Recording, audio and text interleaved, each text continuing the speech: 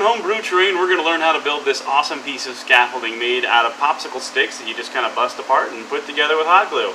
It's actually pretty awesome, really stable, and great for your little duders to run across so they can go, and then they knock off and fall to their death. Splat. And we're going to do that today on Homebrew Terrain. Hey, my name is Aaron, and welcome to Homebrew Terrain. To continue on with our series of quick and simple terrain pieces that you can build, we're going to build a walkway or a scaffolding, kind of like you see in Warcry, where they have the little bridges and stuff. And we're just going to use some popsicle sticks to do this. It's really simple to do.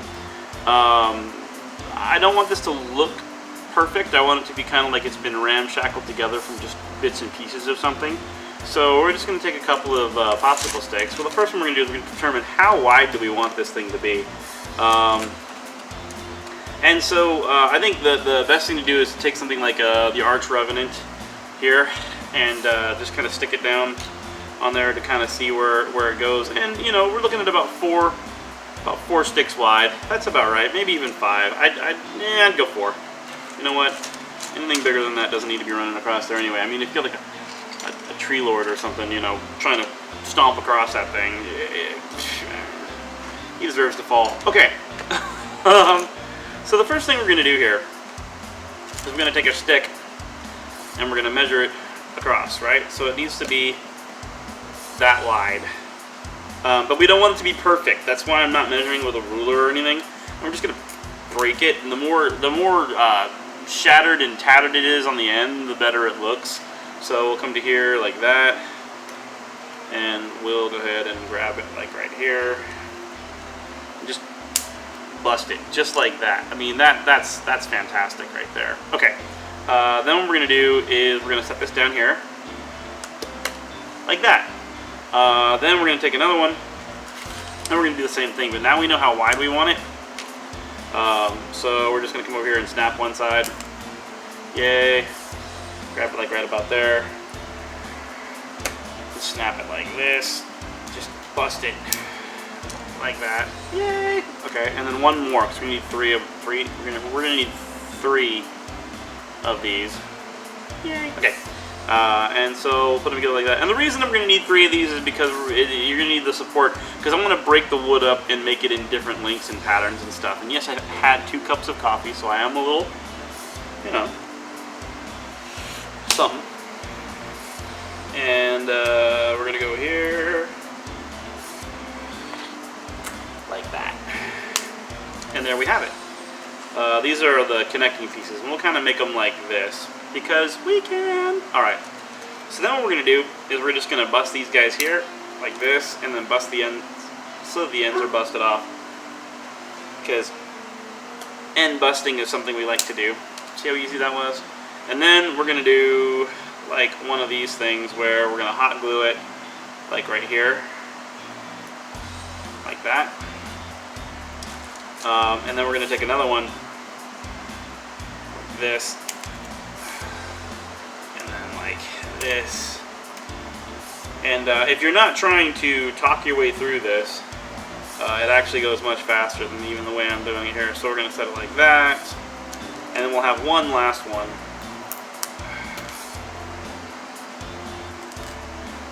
Like this. Like that. And so we'll hot glue these guys together like this, and then we'll just fill out the rest of it with the pieces. It's going to be a little bit better like that. Okay, so then we'll just drop a hot glue right like that. And again, the more kind of ramshackle this is, the cooler it will look. So it doesn't have to be perfect. In fact, you don't really want it to be perfect.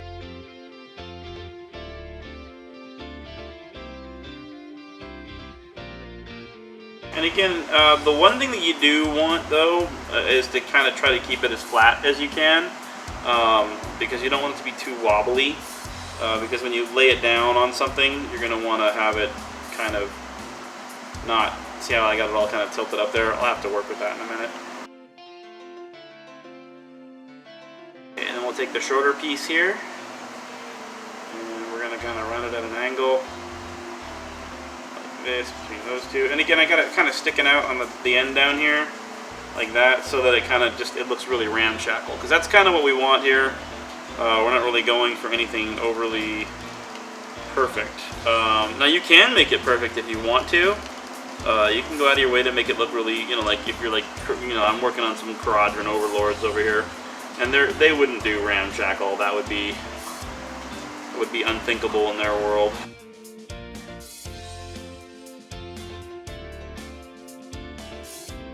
So here we have the bones for the little bridge that we're gonna make. So this is kind of the bridge work that you're gonna do here. Now I like to do this side, so we're gonna have like I'm just gonna bust up little chunks, and basically we're gonna fill it out from here, you know, like this. And again, you want to keep it as flat as you can, so that you can actually put models on here without them having to be all wobbly or sticking off the side or something. So yeah, like this. That's actually pretty nice. I like that. I want this side here to be kind of wonky.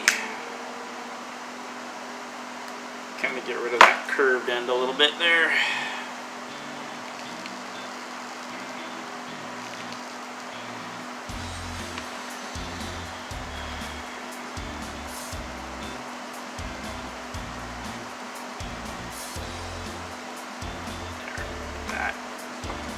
And then just kind of fill the whole thing out.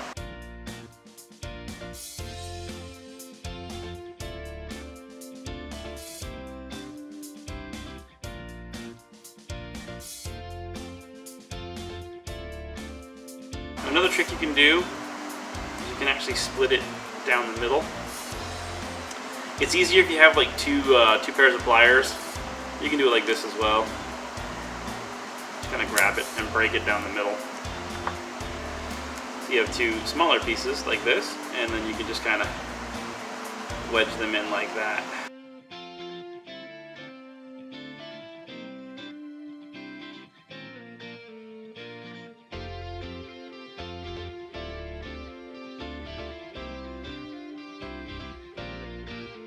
I mean, you could go through and pre-plan every piece and make it look perfect, but then it would be weird. I'm running this a little bit longer on both sides, so I can just set it on. I want it to be a longer bridge piece, if you will, or you can just, you know, lay it up against something or whatever. It could be a piece of whatever you wanted it to be. But like if you look at the new game coming out, Warcry, that's really what I'm thinking about here as far as terrain is concerned. Because really, I mean, they have everything there being less than 3 inches or 3 inches or less, you know, so that no one's really going to have to fall off of anything and be problematic. But I mean, come on, where's the fun in that, right?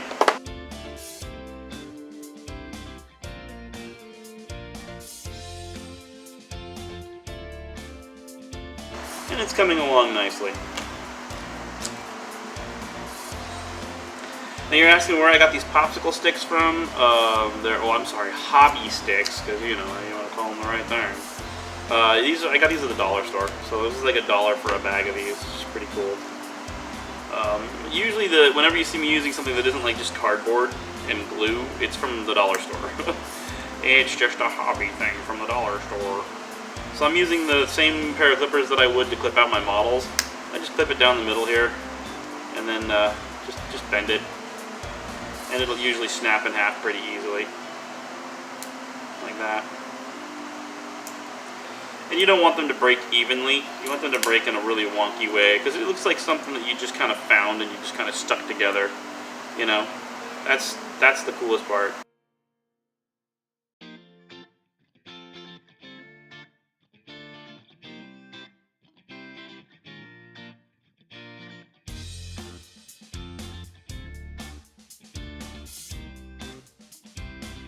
The trick here is to make a stable piece of terrain that doesn't look stable. You know what I mean? It looks like you would only walk across this thing if your life depended on it. Which, I mean, let's face it, in some of these games, that's exactly why you go across these things. Because your life depends on it. Alright. And I haven't even used like a quarter of the craft sticks that come in this thing. I mean, like, check this out. I've been using this one bag for a really long time, and I still have a bunch of sticks and stuff in here, so there you go.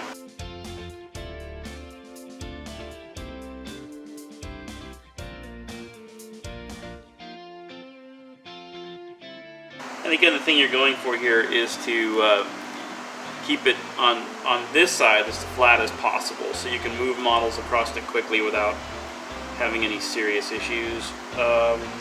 And a lot of these things are going to be ending up, you know, being a little wonky anyway because of where you're going to put them and how they're going to be on the battlefield. Or the skirmish terrain, as it were. There we go. It's getting better, right? It's getting better.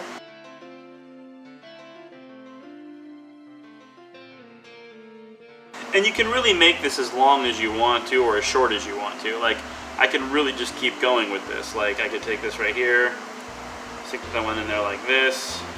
Here, I'll show you.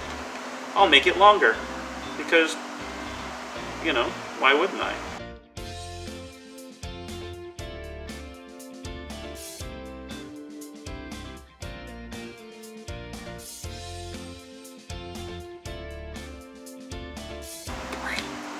You should have sound effects, right? Okay, and then, because we're going to keep with the theme of being sloppy and horrible,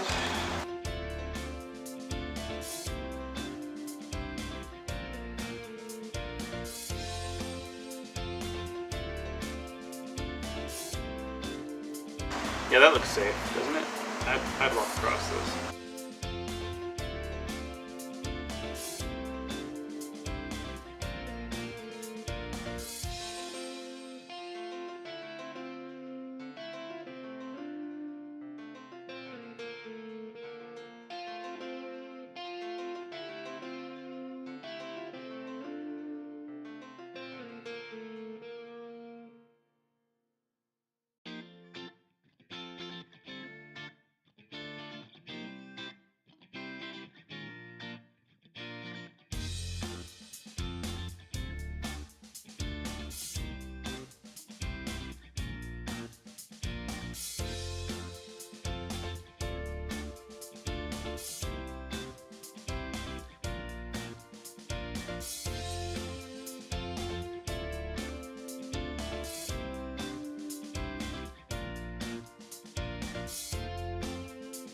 See, I thought this piece right here was anchored down right here, but it wasn't.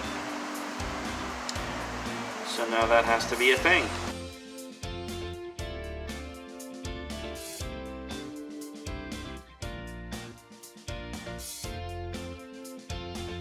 So all I'm doing here is I'm just literally using the tip of the hot glue gun to heat up the glue that is already there. Otherwise, you're just going to have these huge globs of dried out glue and it's just going to frick up your model. It's going to frick it all up, man.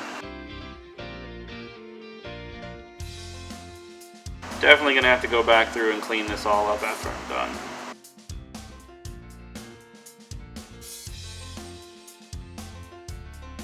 So yeah, you can extend this indefinitely if you want to, or you can just leave it the way it is, or however you want to do it.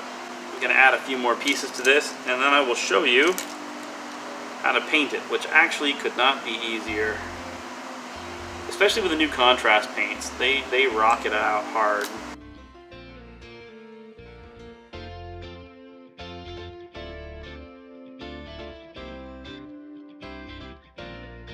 See, I'm using this tool here to just kind of bust up the edges a little bit to make it so it's not so perfect.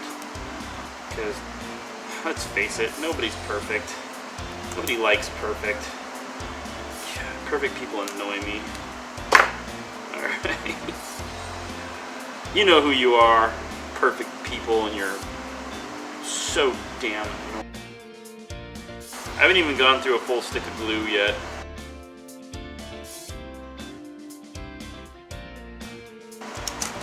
Now, there's one thing that I do want to talk about when you're building something like this. You want to make it, I mean, even though it looks visually like rickety, you want to make it pretty stable. You're going to want to have like a 4-poster kind of thing on all 4 sides. You know, something so you can brace it up on stuff, like on either side, so that it will stay stable. Because let's face it, nobody wants to move a really expensive model across one of these things and have it just go, you know, and then that's no good. That's no bueno. So what I'm going to do here to make this more stable is I'm going to glue a piece like this right here. Yeah, like right about there. And then that'll give it stability here, and then I'm going to run a piece across the top like this, and just to, you know, keep it stable, I'm going to run one on the other side. It won't look like that, it won't look all stable, but it will be.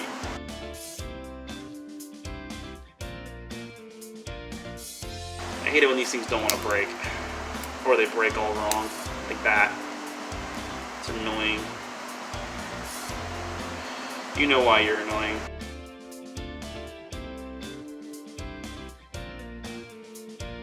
That's actually pretty good, right? Right? Okay, shut up. This will hopefully give us that stability that we're looking for.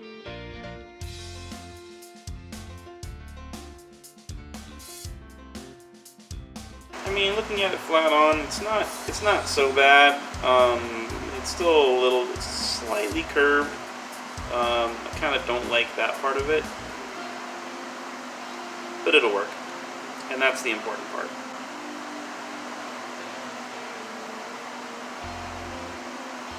So the last piece on the end will go like that. So what I'm going to do here is I'm going to break just a little bit off here, a little bit off here, and I just hit it on the outside like that, so it's not totally perfect. And then run it across just like that. Yeah, that's good.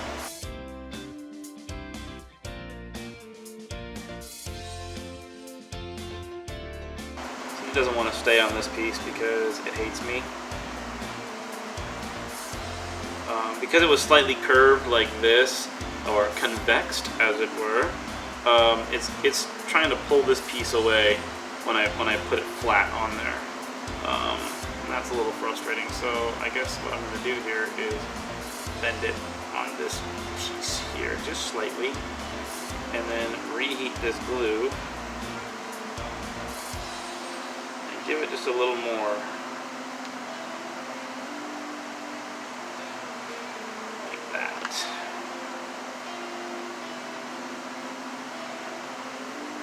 And now should lay flat. Yeah, that's pretty good. Like that. And then we'll just take one more piece like this, put it right here. Okay, and then we'll do the other side.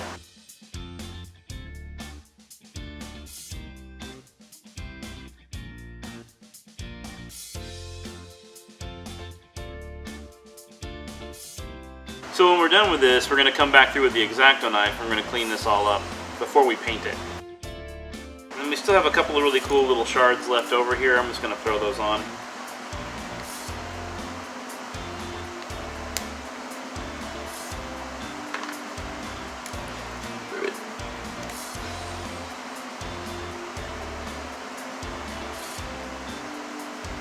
Okay. And then just take a look here. Yes, that fits nicely. So then we're going to come to here, we're going to go schmorch and splurch. And I'm being very careless with the glue right now because I don't really care. But in a few minutes I'm going to come back after it's all dry. And I'm going to, if you're one of those kind of people that doesn't like to do the cleanup part of this, then you might not want to be a little more careful with the glue so you don't have to come back through and scrape it. I don't really care either way, so I'm going to do that. So this part right here is kind of bothering me just a little bit right here where it's raised up. I don't know if you can see it on the camera or not, but it'll cause a little bit of problems when you're dealing with the models. I'm going to put my finger in there and just kind of, my fingernail, and just kind of crush it down side there so that it goes up underneath on the bottom side. Yeah, that way it'll be nice. It will play nice with others. Alright. So that's the one side done like that. So you stick this on the model somewhere, blam, and then you'll have this side here, blam. But I want to put a piece that goes straight across here, you know, just like that. Because I do. Because I like the stability that it'll offer. When you're putting it on models and stuff, basically you're going to line it up. You're going to line it up like wham, like that on these two pieces here. And that way, boof, it's not going to be a problem. Or if you want to make it into a ramp or something, you know, you still have that same stability that'll be there.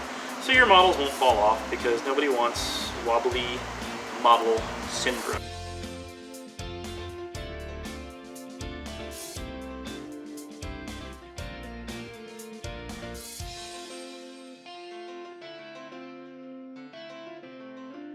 And there you go, using nothing more than hot glue and popsicle sticks,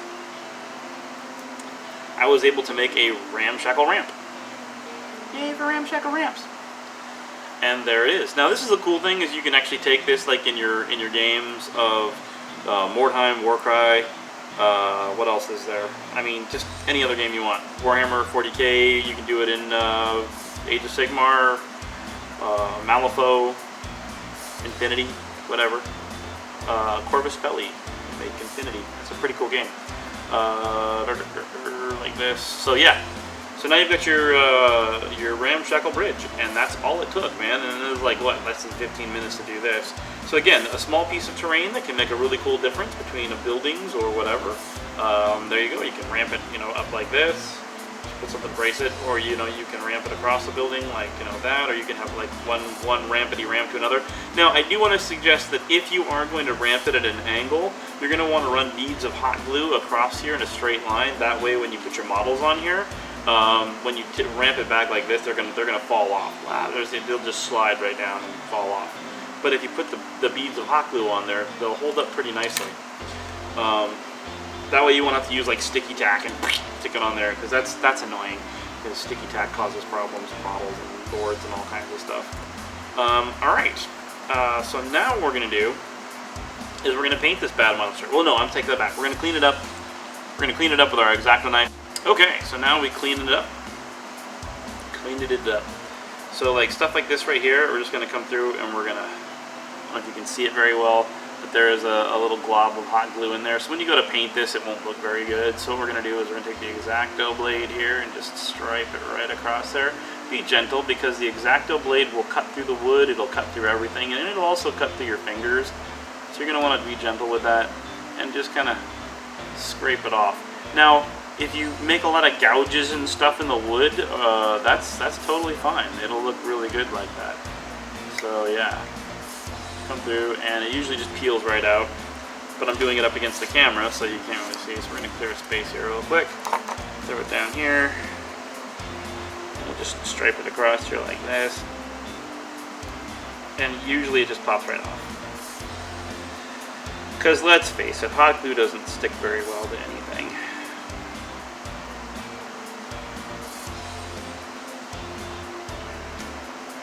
There we go. And I'm just going to go through here really quickly and clean this up.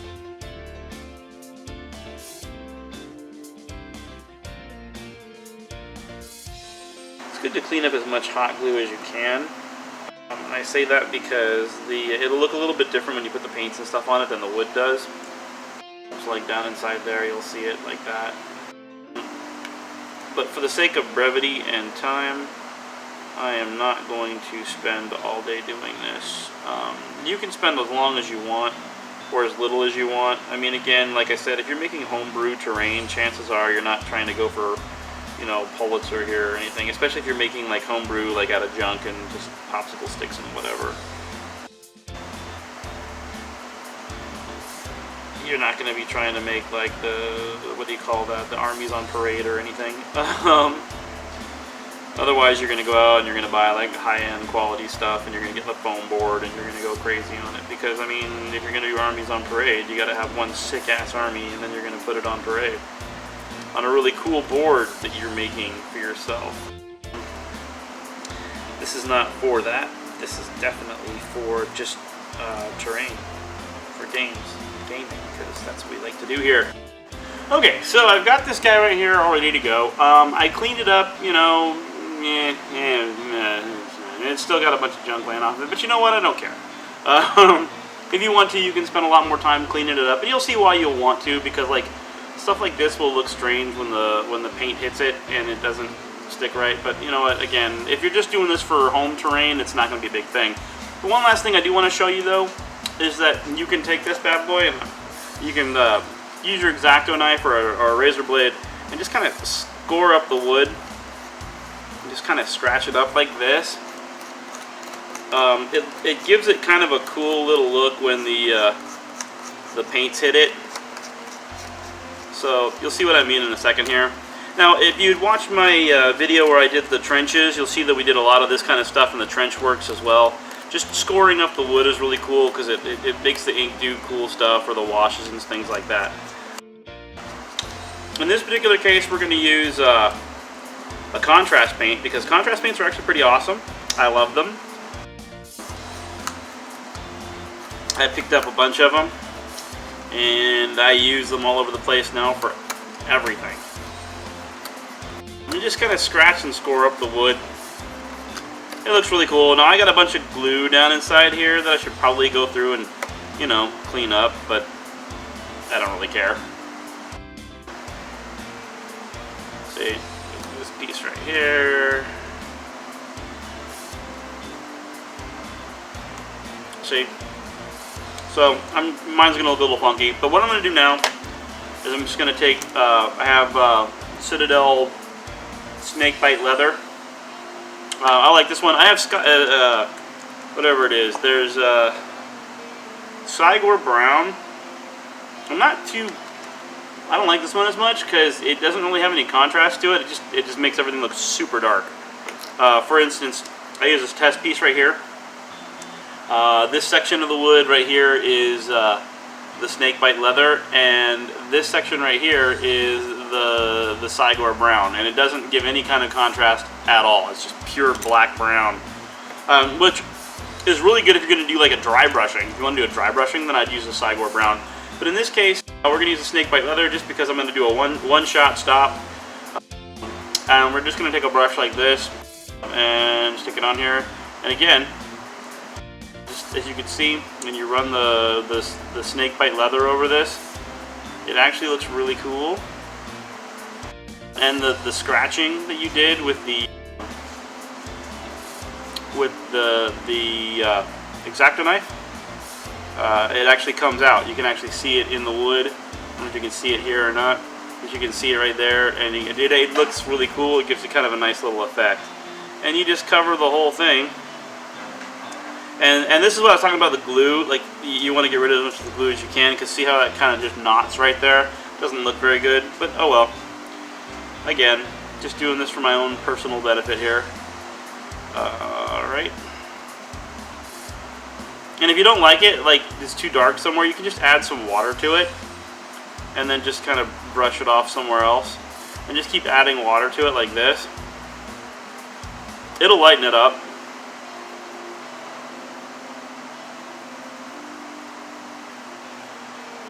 And if you're like Superman lazy like I am, you're gonna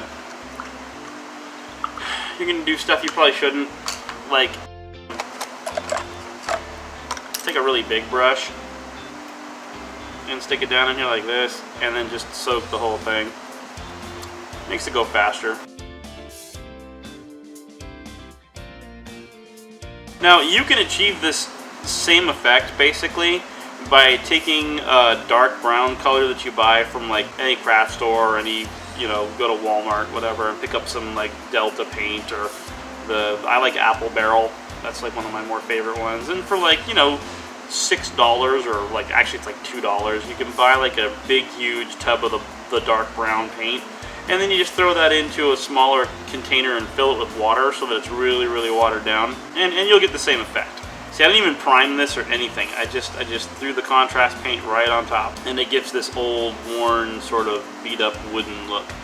And all the marks that we made with the X-Acto knife are all still there, and it looks really, really good. And again, you don't want it to be perfect. You want it to be like really, really dark in some places and really, really not so dark in others. And as you can see, I'm really taking my time with this and really making it look just really beautiful, because that's just how I roll. You know, I want to make sure that everything here is just exactly perfect. Yeah, no. So what you didn't see what I just did there off the camera is I literally just dunked my paint in my paintbrush in the water and just ran it across there, because it does give you some really nice wood textures and stuff like that. And it does help your contrast paint go a little bit further here. I'm probably going to use half the pot just on this one piece, but you get the idea. And you might want to go the apple barrel route on this. I mean, this is $6 for this little bottle here that I got at my local store, and they're not even a Games Workshop store, so they give a little bit of a discount. You know, the GW paints are pretty pricey, but again, they look really nice, and they're easy to work with, and so that's why I'm doing it here.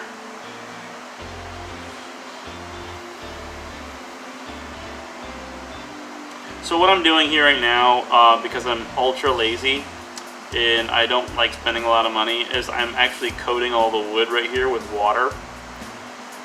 And then I'm going to come back through with the contrast paint and just kind of slap it on there, and it'll work. And you'll actually be really surprised at how beautiful the wooden textures of popsicle sticks are. They can actually produce some pretty cool stuff. And there you have it.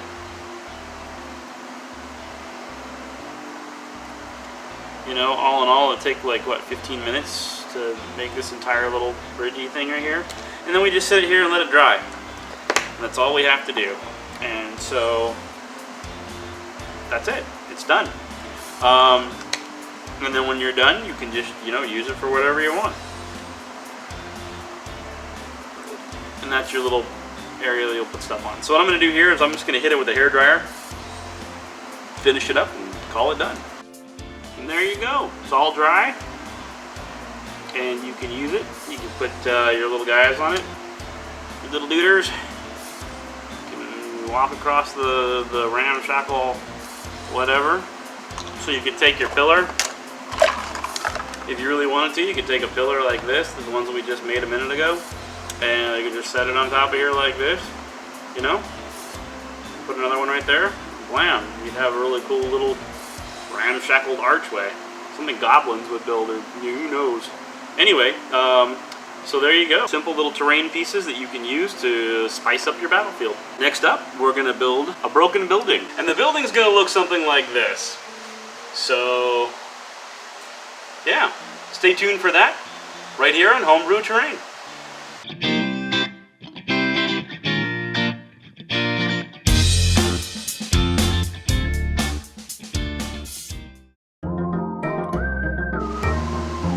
We have to film the outro for the broken building. See, originally I was going to film them all as one thing, because each one of those pieces takes, like, I don't know, 15-20 minutes the most. I thought it was gonna be one big thing, and they ended up being 3 separate videos. So anyway, so yeah, now I gotta get the building outro, and yeah, I'm gonna do a building intro, I guess, too, while I'm doing that. So look forward to that.